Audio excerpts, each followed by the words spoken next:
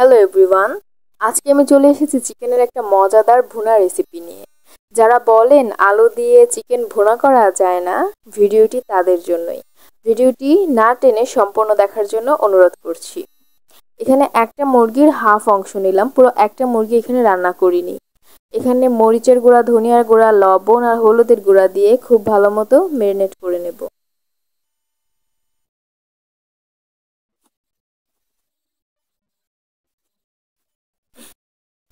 Marinate করা হয়ে গেছে। এখন একটা ফ্রাই প্যান চুলায় বসিয়ে দিলাম। এখানে তেল গরম করে নেব। চিকেনের পিসেসগুলো এখন ভেজে নেব। আজকে আমি ভেজে ব্রয়লার মুরগি ভুনা করে দেখাবো। ব্রয়লার মুরগিটা একটু ভেজে রান্না করলেই আমার মতে খেতে খুবই মজা লাগে। আপনারা একবার হলেও রান্না করে খেয়ে দেখবেন। সবগুলো চিকেন পিস দিয়ে দিয়েছি। এখন এপিট ওপিট করে খুব ভালো মতো ভেজে নেব। একদম কড়া করে ভাজবো না, মিডিয়াম টু হাই ভেজে নেব। এই যে ভাজা হয়ে গেছে এপিট ওপিট, আমি তুলে নিচ্ছি এবং আর একবার দুইবারে আমি সবগুলো চিকেন পিস ভেজে নিয়েছি। এখন আলু ভেজে নিচ্ছি সে একই তেলে। আলুটাতে একটু লবণ দিয়ে দিলাম। এখানে হলুদের গুঁড়া দিতে পারতেন, কিন্তু হলুদ যেহেতু আমার এই কড়াইয়ের তেলে ছিলই, তাই আমি আলুটাতে হলুদের গুঁড়া দেইনি। এটাকে খুব ভালো মতো ঢেকে ঢেকে সেদ্ধ করে নিয়েছি এক কথায়। এই যে 50% সেদ্ধ হয়ে গেলে আমি এটাকে তুলে নিচ্ছি। এখন তেলে কয়েকটা ফোড়ন দিচ্ছি। এখানে লাগছে তেজপাতা, শুকনা মরিচ আর গরম মশলা। এগুলো ফোড়ন দিয়ে দিলাম। 1 কাপের মতো পেঁয়াজ কুচি দিয়ে দিলাম। পেঁয়াজ কুচিটা খুব ভালো মতো ভেজে নেব। তবে ভালো মতো ভেজে নেওয়া মানে যে বেরেস্তা করে ফেলবো তা না। এই যে এরকম যখন ভাজা গ্রেট করে দিয়েছি, আপনারা পেঁয়াজ বাটা ব্যবহার করতে পারেন। এখানে রসুন বাটা দিলাম 1 চামচের মতো, আদা বাটা দিলাম 1 চামচের মতো। এই আদা বাটা রসুন বাটাটা আমি পেঁয়াজের সাথেই খুব ভালো মতো ভেজে নেব, তাহলে আর আদা বাটা রসুন বাটার এক্সট্রা গন্ধটা থাকে না। আচ্ছা, এই পর্যায়ে দেখেন লোকটা কত সুন্দর হয়ে এসেছে। এই পর্যায়ে ভাজা হয়ে গেছে।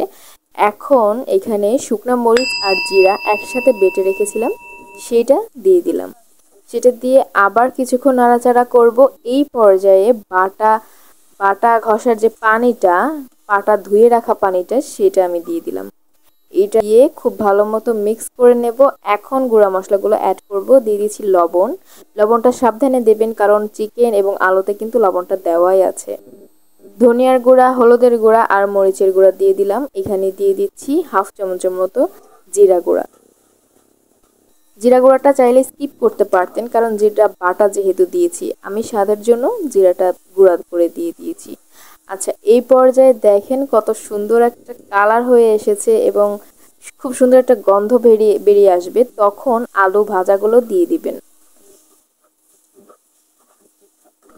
আলুটা যেহেতু একটুখানি ভাজা ছিল, মানে সেদ্ধ করা ছিল, তাই আমি এটাকে পুরোপুরি সিদ্ধ করার জন্য একটু পানি দিয়ে ঢেকে ঢেকে কষিয়ে নেব। এই যে এই পর্যায়ে 70%-এর মতো আমি সেদ্ধ করে নিয়েছি। এখন সে ভেজে রাখা যে মাংসের পিসেসগুলো, সেগুলো দিয়ে দিলাম। আর কলিজাটা আপনারা চাইলে ঝোল দেওয়ার পরেও দিতে পারতেন, আমি এখনই দিয়ে দিলাম। আচ্ছা, এটা খুব ভালো মতো মিক্স করে আমি এটাকে ঢেকে রেখে দেবো। এখানে আর কোনো পানি দিয়ে দিব না। এই যে বারবার ঢাকনা উঠিয়ে উঠিয়ে নেড়ে চেড়ে দিতে হবে। এক পর্যায়ে আলুটা এবং মাংসটা দুটোই যখন মিক্স হয়ে যাবে, ভালো মতো কষানো হয়ে যাবে, তখন পরিমাণ মতো ঝোলটা দিয়ে দিলাম। এখানে আলু মাংস সবগুলোই যেহেতু ভাজা, তাই আমি বেশি পানি দিব না, ঝোলটা একটু কমই রাখবো। এই যে বলক উঠে এসেছে, এই পর্যায়ে আমি ঝোলটা আরও একটু শুকিয়ে নেব।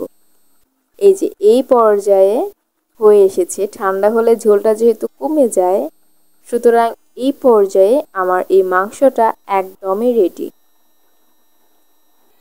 এই ভুনা রেসিপিটা ব্রয়লার মুরগিতে কিন্তু এই ভুনা রেসিপিটা খুবই দারুণ লাগে। বাসায় ট্রাই করে দেখবেন এবং কেমন লাগলো কমেন্টে জানিয়ে দিবেন।